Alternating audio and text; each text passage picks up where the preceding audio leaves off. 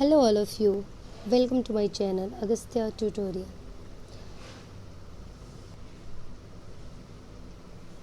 हम स्टडी कर रहे हैं चैप्टर 2 क्लास 8 साइंस का, जिसका नाम है माइक्रो ऑर्गेनिज्म फ्रेंड एंड फो। इस चैप्टर में हमने इतने सारी चीज़ें कवर कर ली हैं, अब हमें कवर करना है यहाँ से।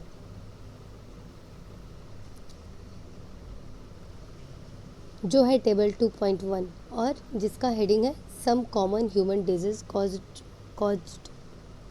Caused by micro organism.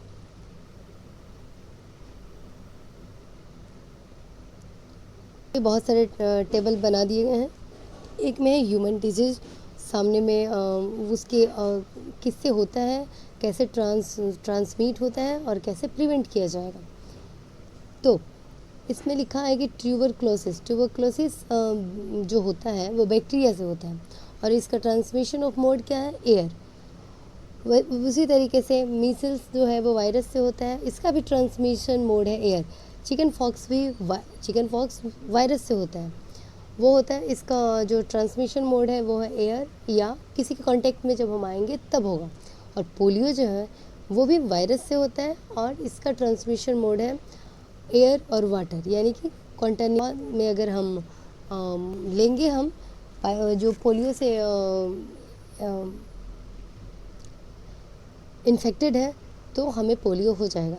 अब इसे हम प्रिवेंटिव मेजर यानी कि इससे बचाव कैसे करें, तो इसके बचाव के लिए दिया है कि keep the patient in complete isolation, यानी कि जिसको भी ये बीमारी है जैसे कि ट्यूबरक्लोसिस है, मीसल्स है, चिकन पॉक्स है, पोलियो, इसको क्या करना है कि आइसोलेशन में दे देना है, यानी कि उसको एकदम अकेले कर देना है। Keep the personal belongings of the patient away from those of others.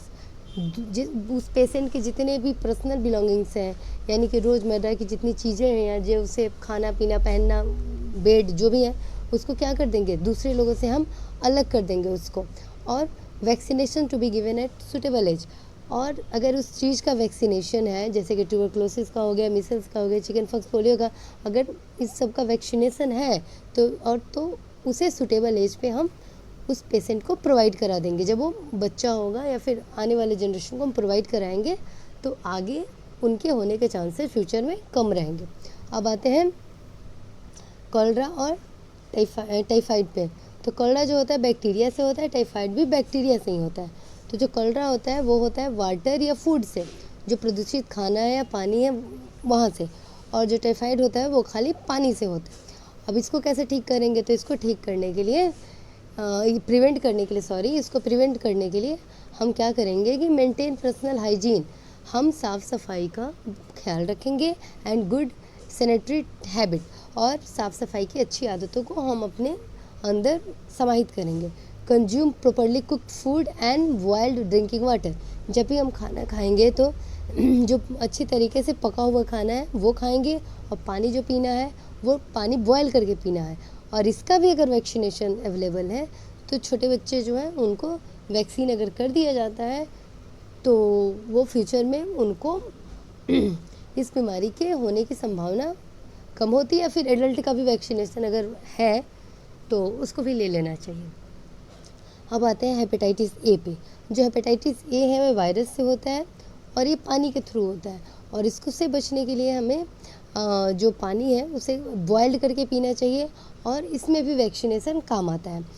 Last हमारा दिया है मलेरिया जो है वो प्रोटोजोआ से होता है, और ये किससे फैलता है, तो इसको फैलाने का मेन जो है वो है मॉस्किटो, जो आपने चैप्टर में पहले भी पढ़ रखा है।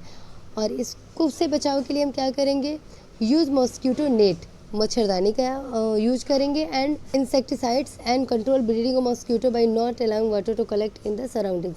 और उसके बाद क्या करेंगे कि मच्छर मारने के जो आता है मच्छर भगाने का, मारने का, उसका स्प्रे करेंगे और कहीं भी अपने आसपास पानी को जमा होने से बचाएंगे।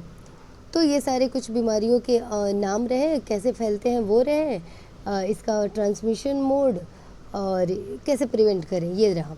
सम of the common disease affecting human, their mode of transmission and few general method of prevention are shown in table 2.1। ये जो लिखा है वो हमने पढ़ लिया, वो हमारा टेबल 2.1 में लिखा हुआ ऊपर यहाँ पर।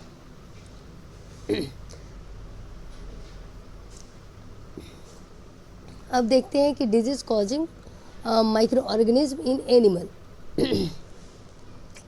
वैसे डिजीज़ जो माइक्रो ऑर्गेनिज्म को वैसे माइक्रो ऑर्गेनिज्म जो एनिमल में बीमारी पैदा करे, अब उसके बारे में हम पढ़ेंगे। तो आते हैं पढ़ते हैं। Several micro organism not only cause disease in human and plant but also in other animal. बहुत सारे ऐसे माइक्रो ऑर्गेनिज्म हैं जो ह्यूमन और प्लांट में ही बीमारी पैदा नहीं करता, वह जानवरों में भी बीमारियों को पैदा करता है। जैसे कि एग्जांपल एंथ्रेक्स, ये एक बीमारी है जो जानवरों में होता है। Is a dangerous human and cattle disease. ये जो बीमारी है एंथ्रेक्स, वो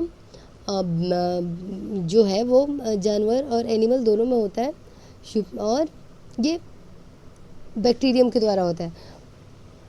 foot and mouth disease of cattle is caused by virus. एक और बीमारी होता है फूट एंड माउथ, वो होता है वायरस के द्वारा, जो कैटल में होता है, यानी कि बस वो जानवरों में होता है। आज के लिए बस इतना ही। नेक्स्ट पार्ट अगले वीडियो में। Thank you so much for watching my video. Thank you so much.